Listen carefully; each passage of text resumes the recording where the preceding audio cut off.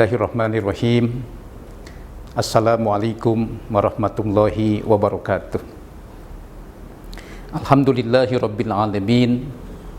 Alhamdulillahilladzi tawaddu'a kullu syai'in li'azamatihi wa dalla kullu syai'in li'izzatihi wastaslama kullu syai'in liqudratihi.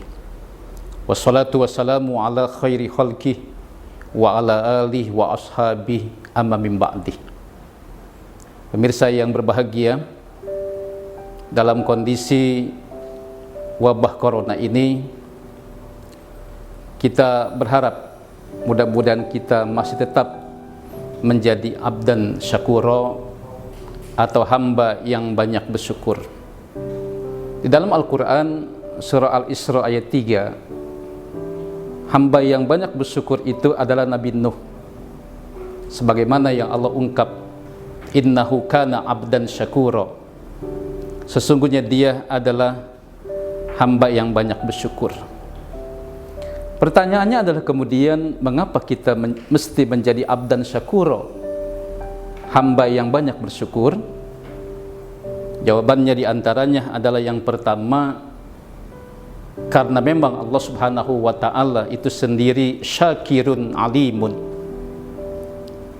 Ia maha mensyukuri kebaikan yang dibuat oleh hambanya. Ia maha mengetahui kebaikan yang dibuat oleh hambanya. Demikian yang Allah ungkap di dalam Al-Quran surah Al-Baqarah ayat 158.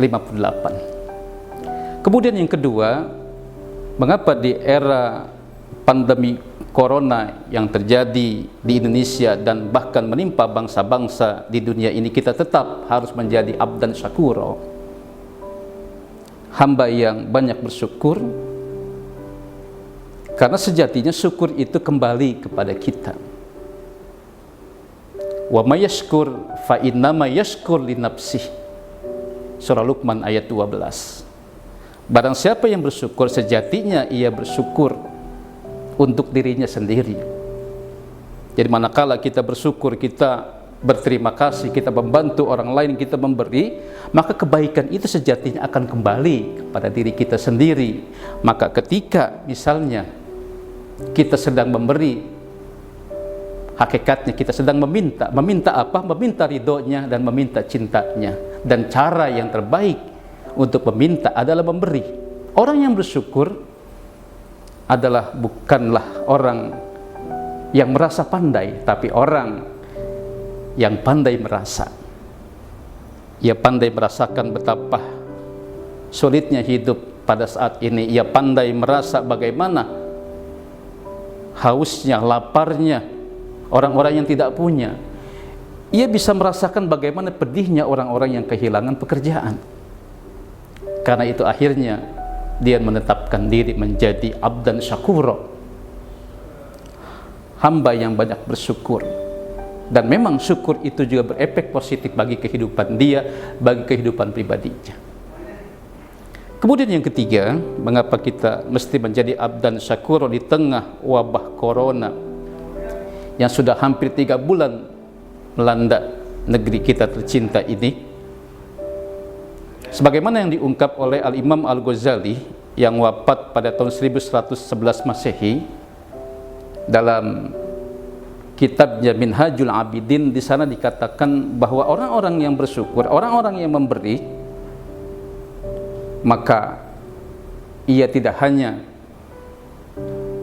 ditambahkan hartanya, tapi dikekalkan oleh Allah Subhanahu wa ta'ala. Jadi kalau dalam keadaan sehat kita membantu orang yang sakit di tengah corona ini, kita berharap mudah-mudahan kesehatan kita dijaga terus oleh Allah Subhanahu wa ta'ala. Kalau dalam kondisi corona ini kita ikut serta dalam kegiatan sosial, kita membantu semampu kita, membuat tertawa orang-orang yang menangis, membuat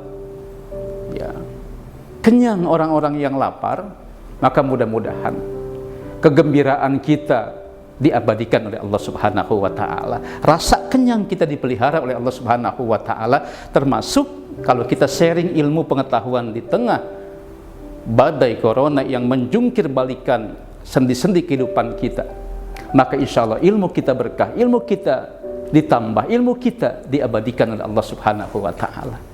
Pemirsa, inilah 3 alasan mengapa kita mesti menjadi pribadi yang bersyukur, abdan syakura di tengah pandemi corona yang mengglobal ini. Ada 3 yang tadi sudah saya katakan. Mudah-mudahan apa yang kita ungkap pada kesempatan yang berbahagia ini bermanfaat, kita bisa bermanfaat buat orang lain, dan insya Allah orang lain juga bermanfaat buat kita. Terima kasih dan mohon maaf. Billahi taufiq wal hidayah. Walaupun minkum. Assalamualaikum warahmatullahi wabarakatuh.